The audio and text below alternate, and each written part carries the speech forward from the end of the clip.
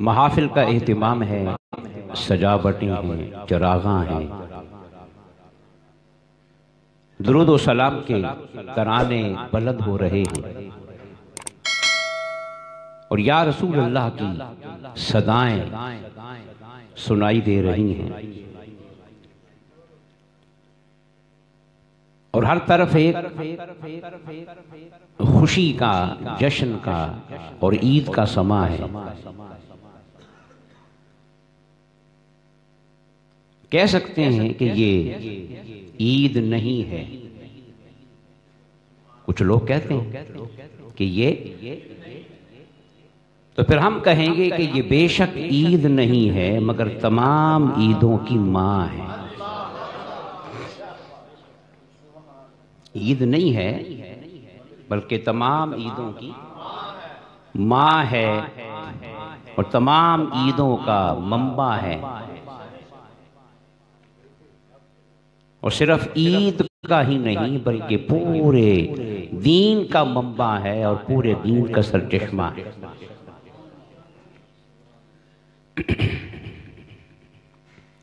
اور ایک بات یاد رکھیے کہ وہ شخص انتہائی خوش نصیب ہے۔ کیا ہے؟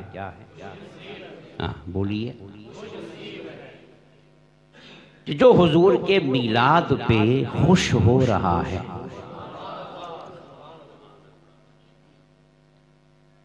ہر شخص اپنا محاسبہ کرے، اپنے اندر کو دیکھے۔ اگر اسے حضور کے میلاد پر اس کا دل مچل رہا ہے اور خوش ہو رہا ہے، اس کے جذبات بے قرار ہو رہے ہیں، اور اس کی زبان پر الصلاۃ والسلام علیک یا رسول اللہ کی صدائیں آ رہی ہیں، تو اسے مبارک ہو کہ وہ صاحب ایمان ہے، وہ صاحب۔ اس لیے کہ دنیا کا ہر کام دو نمبر ہو سکتا ہے۔ بات سمجھ؟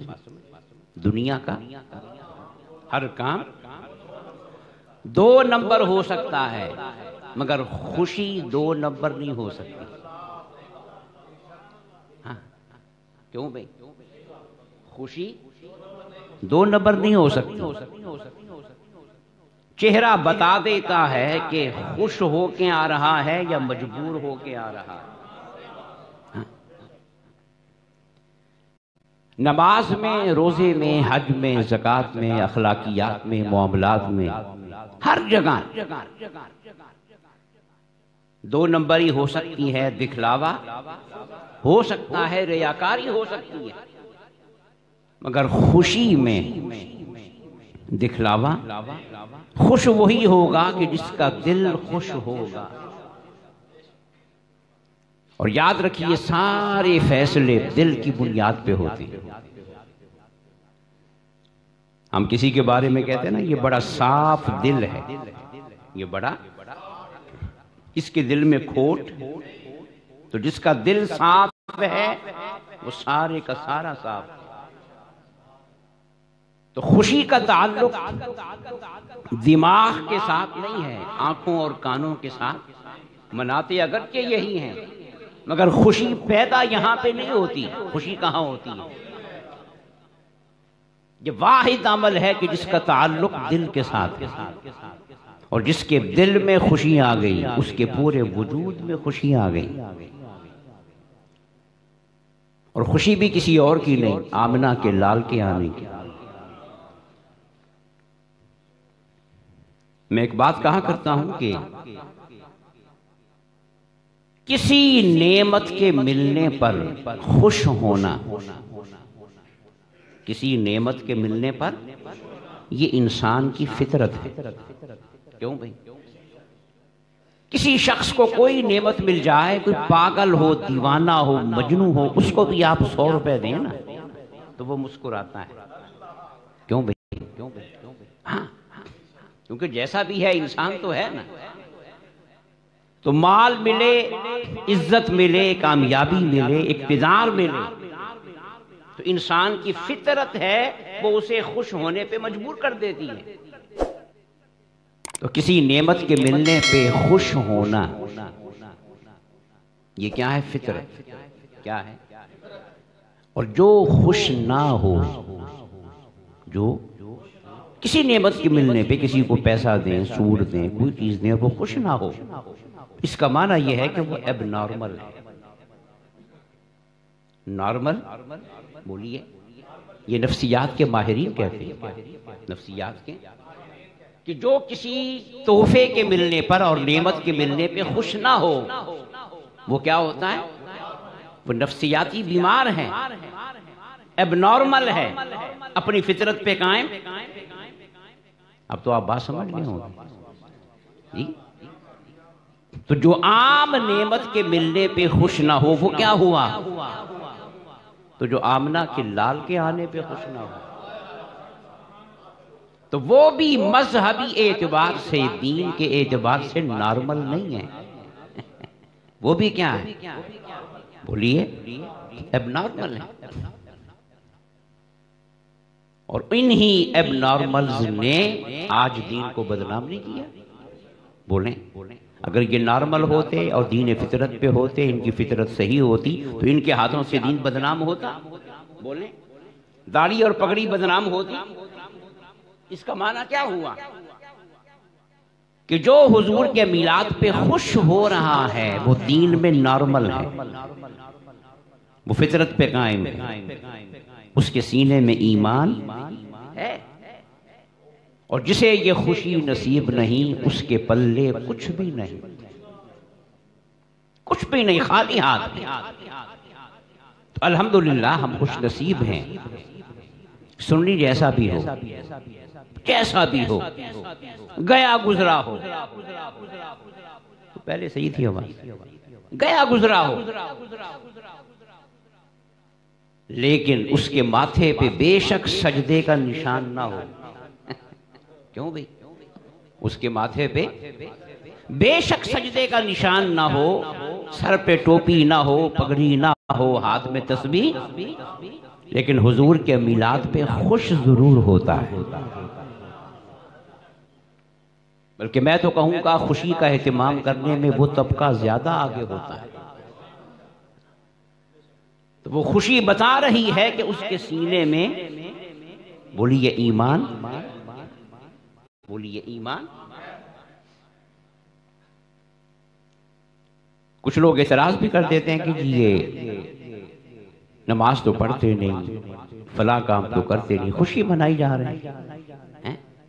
تو اللہ کے نیک بندو شکر کرو، کیا کہ جس کو نماز کچھ نہ دے سکی، روزہ کچھ نہ دے سکا، حضور کے میلاد نے تو اسے ایمان دے دیا نا۔ بولیے، حضور کے میلاد پہ خوش ہو کے کم از کم یہ تو بتا رہا ہے نا کہ میں کن میں شامل ہوں؟ بولو، مسلمانوں میں، ایمان والوں میں، حضور کے غلاموں میں شامل ہوں۔ تو کیوں اس پہ اعتراض کرتے ہو؟ ہاں، اس کی اصلاح کرنی چاہیے کہ حضور کی سنت پہ بھی عمل کرنا چاہیے، لیکن تنقید بولیں نہیں ہونی چاہیے۔ تھوڑے آگے کرو۔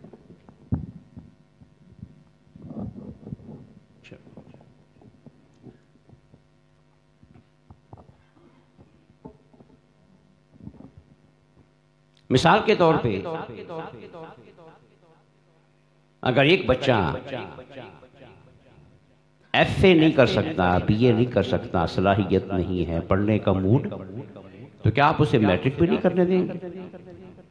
بولیں، یا پرائمری پہ پابندی لگا دیں کہ نہیں بھی پرائمری وہی کرے گا جڑا ایم اے کرے گا؟ بولو، نہیں، جس کی جتنی سکت ہے اسے چلنے دیں۔ تو میرے بھائی، اگر کوئی عبادت میں کمزور ہے، معاملات میں کمزور ہے، شریعت مطہرہ کی پابندی میں کمزور ہے، تو اگر حضور کے میلاد پہ خوش ہو رہا ہے تو خوش تو ہونے دینا۔ یہ خوش ہونا اس بات کی دلیل ہے کہ وہ بھی صاحب ایمان تو پھر کہیں آمد مصطفیٰ، خوش ہو کے کہیں آمد مصطفیٰ، آمد مصطفیٰ۔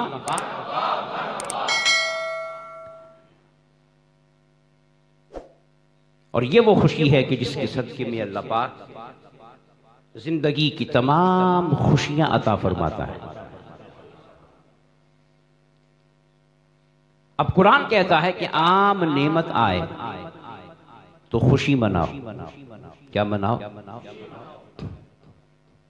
تو جب سب نعمتوں کی جان آ رہی ہو، سب نعمتوں کی،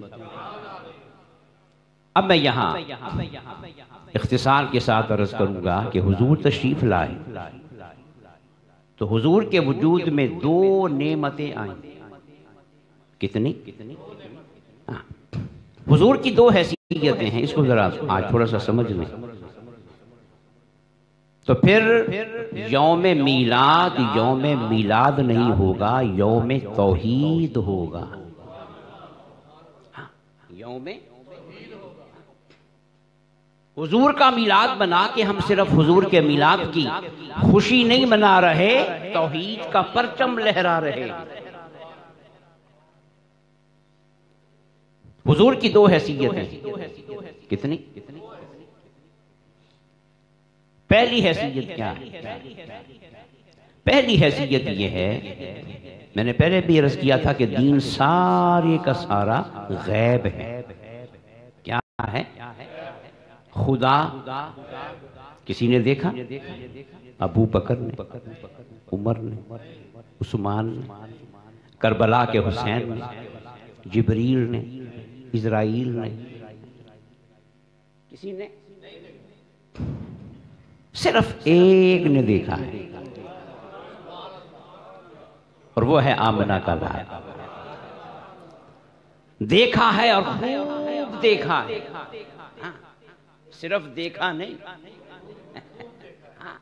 خوب دیکھا ہے، اور اس شان سے دیکھا ہے کہ ربی پکار اٹھا کہ ما زاغ البصر وما طغی، یہ موسیٰ نہیں تھا جو بے ہوش ہو جاتا، اس نے تو ایسے دیکھا کہ پلک بھی نہیں جھپکی۔ ہم تو سورج کو بھی نہیں دیکھ سکتے نا کھلی آنکھوں کے ساتھ، تو کس کو دیکھا یہ موسیٰ سے پوچھے کوئی، کس کو دیکھا؟ تو موسیٰ کیا کہیں گے؟ کچھ نہیں دیکھا، میں تو ہوش میں رہا ہی نہیں۔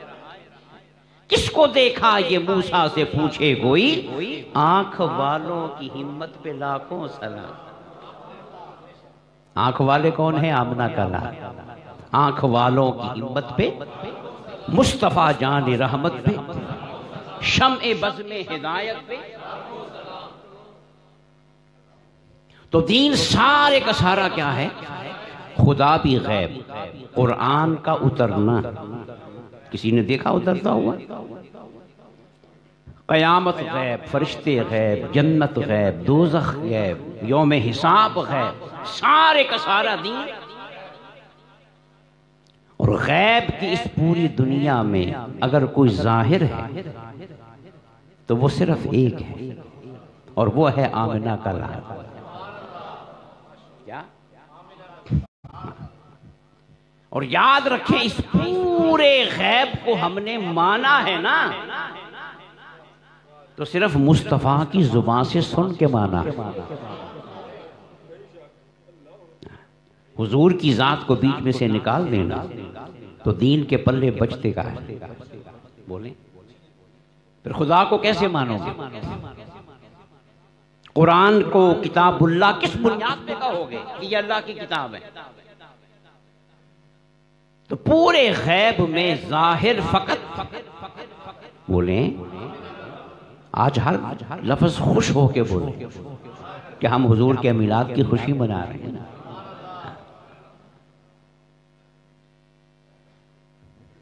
تو جس کو بھی ہم نے مانا حضور سے سن کے مانا۔ آج اگر ہم انجیل کو، زبور کو، تورات کو کتاب الہی مانتے ہیں تو وہ بھی اس لیے کہ آمنہ کے لال نے کہا۔ ورنہ ان کتابوں کی حیثیت تو وہ رہی نہیں، ان کے مندرجات وہ نہیں رہے، ان میں جملے ایسے آ گئے ہیں کہ وہ کتاب الہی مانی نہیں جائے گی۔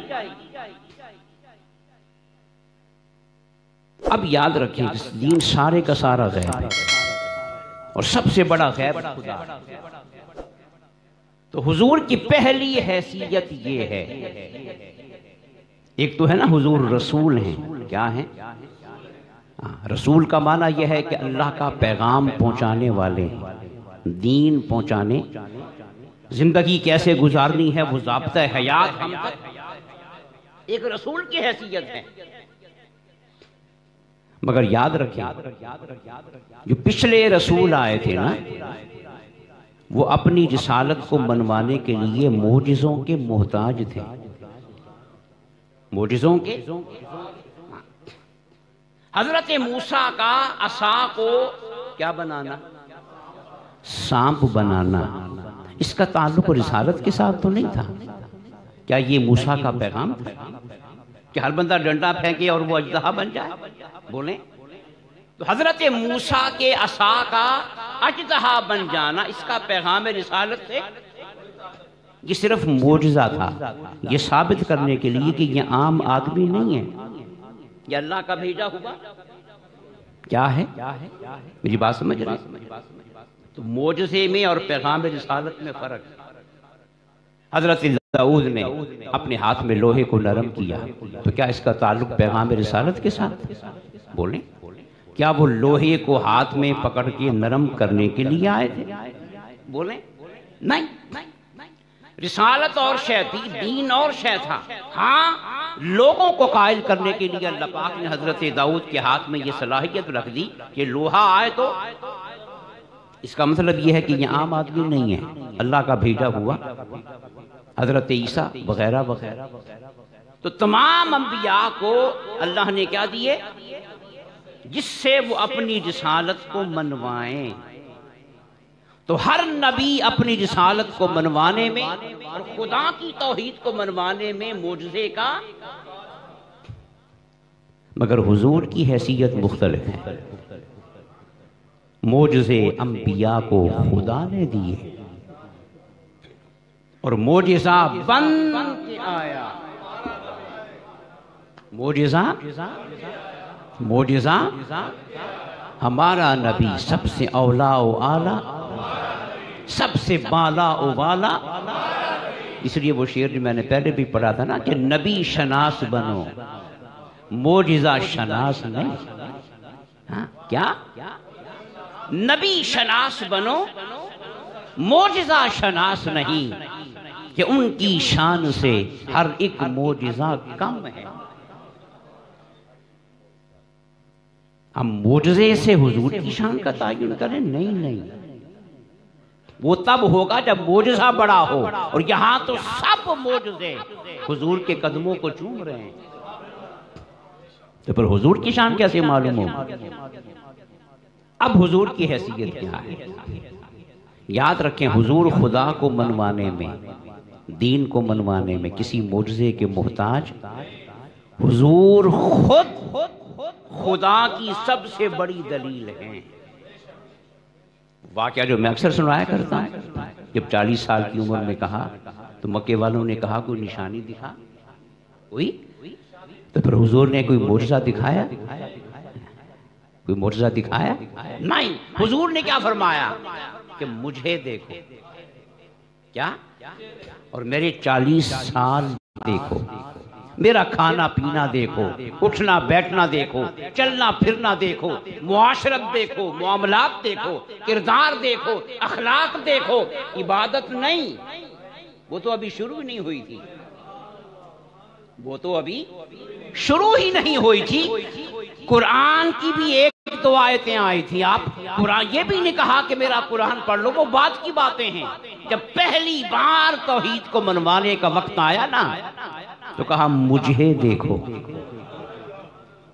اور پھر یہ بھی نہیں کہا کہ میرا نور ہونا دیکھو، نہیں، یہ بات قابل غور ہے۔ میں غیب کی خبریں دیتا ہوں یہ دیکھو، میں حاضر و ناظر ہوں یہ دیکھو، نہیں کہا اس مکے کی گلی محلوں میں تمہارے بیچ میں رہ کے اور تمہارے جیسا بشر ہوتے ہوئے، تمہارے جیسا، ہاں حضور کا بشر ہونا بھی سمجھیں کہ کس معنی میں ہے، تمہارے جیسا بشر ہوتے ہوئے اس مدینے کے گلی کوچوں میں اب تو میں کہہ رہا ہوں کہ میں تمہارے جیسا ہوں، پھر تم کہو گے کہ میں تمہارے جیسا ہوں گے؟ کیوں؟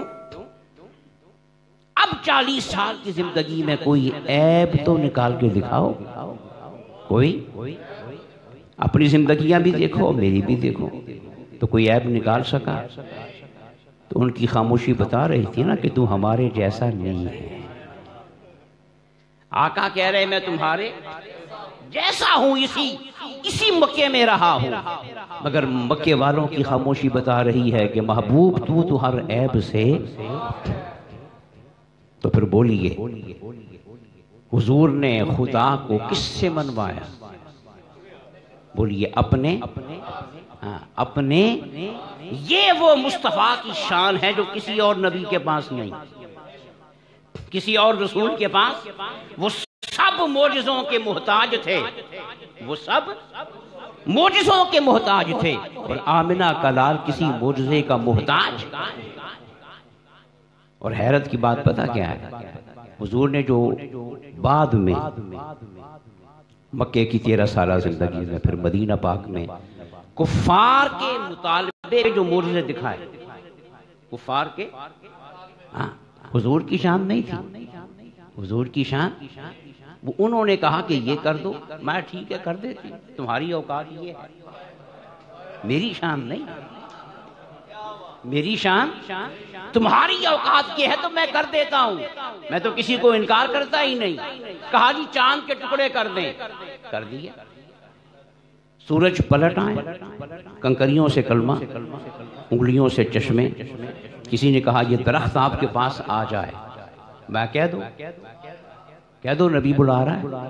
اس نے جا کے کہہ دیا، وہ جڑیں اکھاڑتا ہوا، گھسٹتا ہوا نبی کے قدموں میں آ گیا۔ یہ سارے معجزے دکھانا حضور کا شوق نہیں تھا، حضور نے بس وہ ایک ہی دکھایا تھا کہ میری زندگی میں کوئی، یہ کفار کے مطالبے پہ تھا۔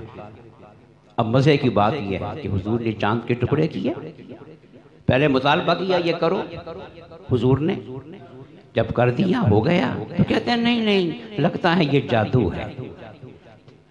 کیا ہے؟ جادو کہہ کے اسے نظر انداز کر دیا۔ کنکریوں سے کلمہ پڑا، نہیں یہ جادو ہے، نظر انداز کر دیا۔ ہر معجزے کو جادو کہہ کے اس کی حیثیت کو ڈیگریڈ کیا، مگر صرف ایک معجزہ ہے جس کو ابو جہل بھی جادو نہ کہہ سکا، ابو لہب بھی جادو نہ کہہ سکا۔ اور وہ معجزہ کیا تھا کہ مکے والوں میری 40 برس کی زندگی میں کوئی عیب تو نکال دو۔ یہ جو حضور کا پاک ہونا تھا، اس کو کوئی بڑے سے بڑا دشمن بھی جادو، تو اصل معجزہ پھر یہ ہوا نا، بولے نا، جو معجزہ خود متنازع ہو جائے وہ کائے کا معجزہ، بولے نا۔ اور جس معجزے پہ لوگوں کو شک پڑ جائے اس سے تو یقین ملنا تھا، اور جس میں شک پڑ گیا تو یقین کہاں سے آئے گا؟ مگر ایک معاملہ یقین والا تھا کہ محمد جو کچھ بھی ہو جائے تیرا وجود ہر عیب سے پاک ہے۔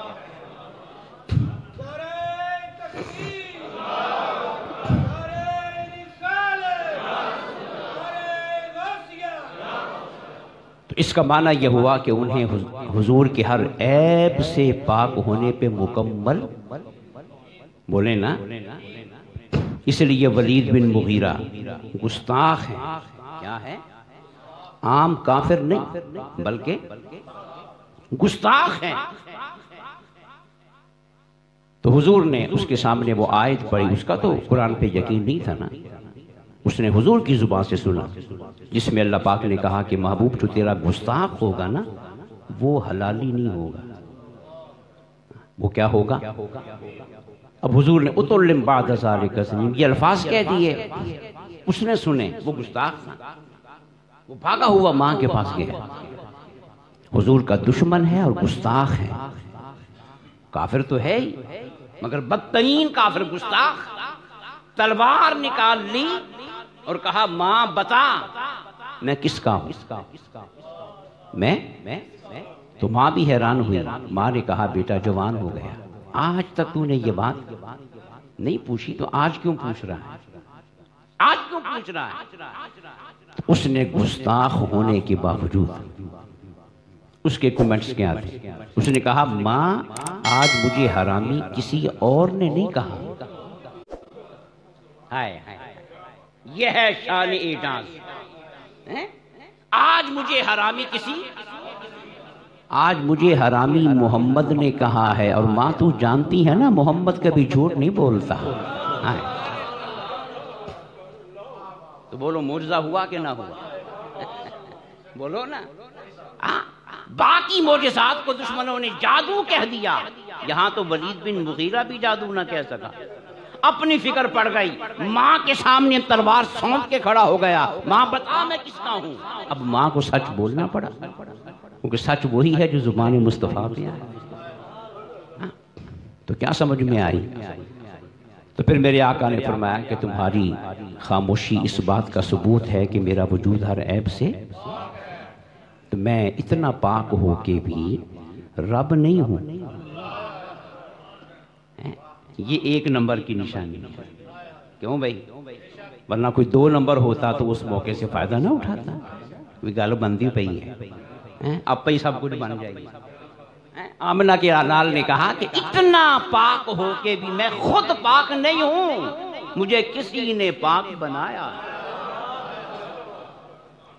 مجھے کسی نے, یہ توحید ثابت ہو رہی ہے. یہ توحید خدا کا وجود منوایا جا رہا ہے.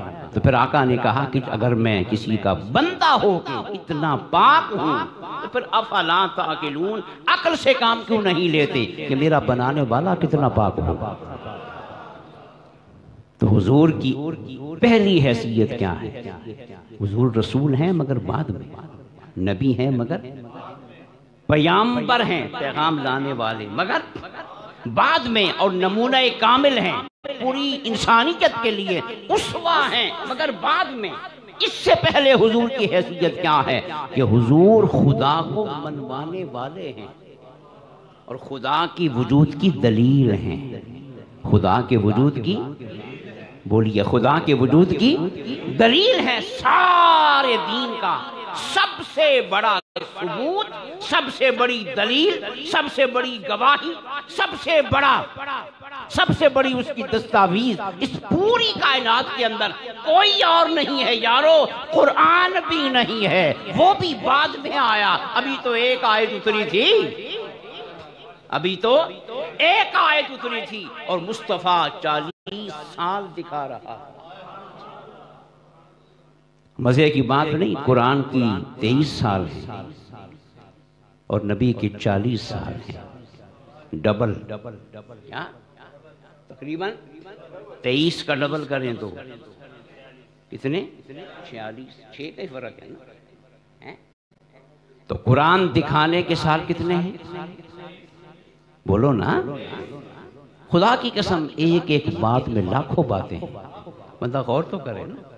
قرآن دکھانے کے 23 سال ہیں اور نبی دکھانے کے,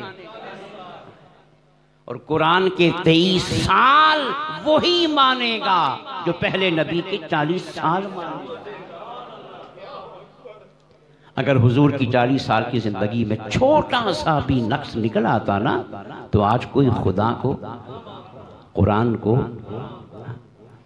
تو حضور کا رسول ہونا یہ دوسرا پہلو ہے. یاد رکھیں, حضور جو 40 سال دکھا رہے تھے وہ رسالت سے, بولیے نا, نبوت کے اعلان سے. اگرچہ یہاں پہ اختلاف کر لیتے ہیں کہ نبوت شروع آج ہوئی, پر وہ ایک مسئلہ الگ ہے. مگر یہ تو کہنا پڑے گا نا کہ اگر حضور معاذ اللہ نبی نہیں بھی تھے 40 سال میں, مگر ہر عیب سے یہ پاک ہونا اتنا بڑا کمال ہے کہ جس کو نبوت بھی سلام کر رہی ہے, جس کو رسالت بھی سلام کر رہی ہے. تو پھر بولیے اس پورے دہر میں، صفحے ہستی میں، اس پوری کائنات میں خدا کے وجود کی سب سے بڑی دلیل کون ہے؟ بولیں آمنہ کا لام.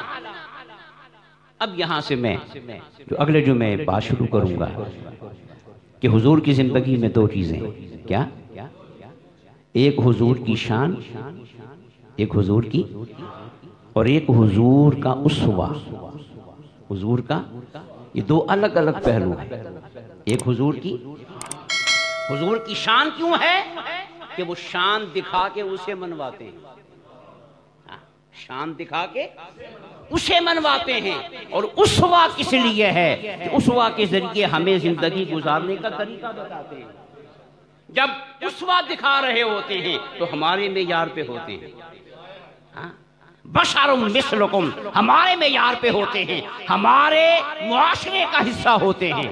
اور جب شان دکھا رہے ہوتے ہیں نا تو جبریل بھی سر اٹھا کے دیکھ رہا ہوتا ہے.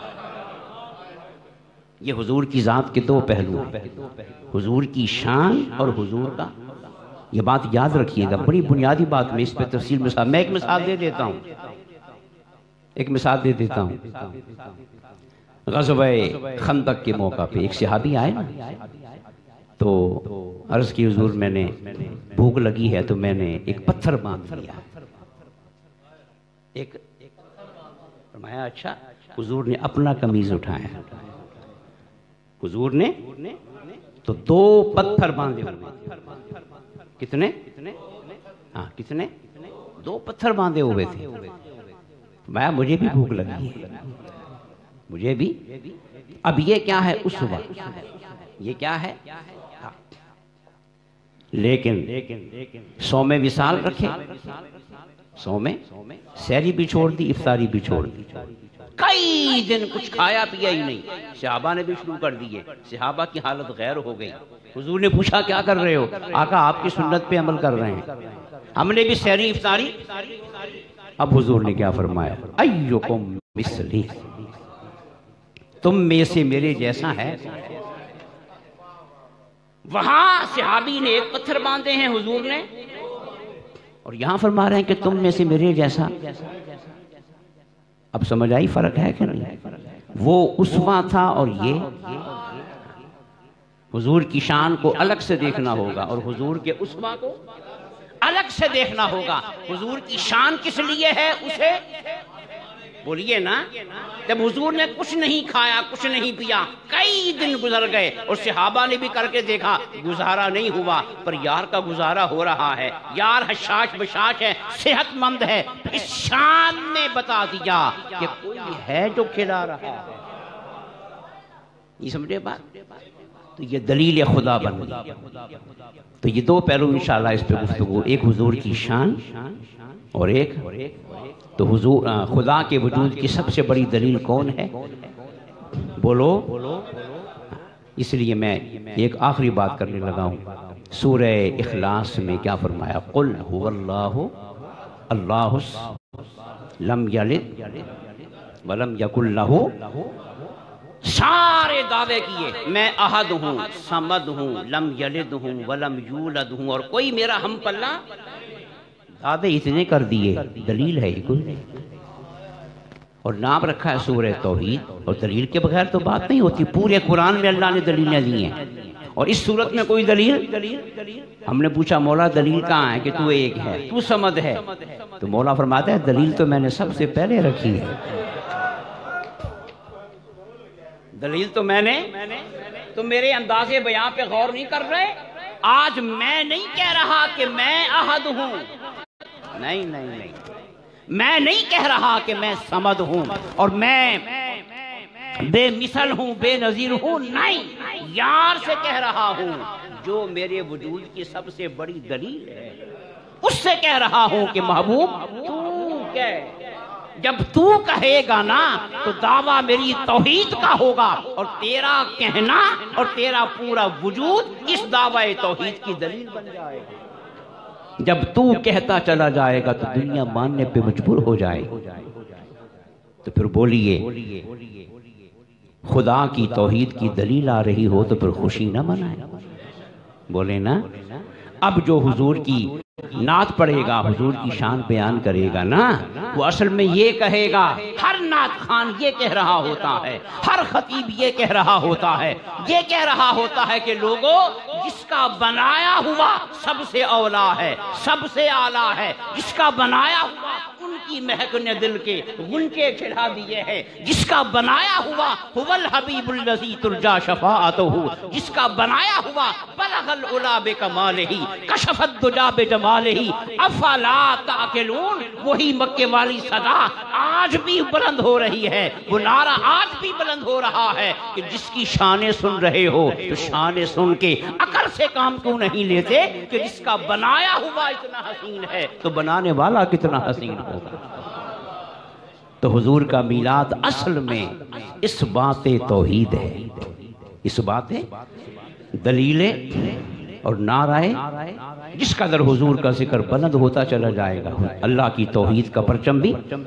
تو آئیے ربیع الاول کی 12 تاریخ آ رہی ہے اگلے جمعے، تو خوب حضور کا میلاد منائیں، چراغاں کریں، کوئی گھر بھی چراغاں سے محروم نہ رہے، ایک ہی لڑی لگا دیں، زیادہ پیسے نہیں ہیں نا، ایک لڑی لگا دیں، بس اعلان ہو جائے گا کہ اسے بھی خوشی ہے، اسے بھی، ہاں، اور پھر ویسے بھی وہ پیسے تو نہیں نہ دیکھتے، کیوں بھئی، نہ مکھڑا نہ مکھڑے دا دل ویکھ دے، اللہ والے جے ویکھن تے دل ویکھ دے، وہاں تو دل دیکھا جائے گا کہ دل میں خوشی کتنی ہے۔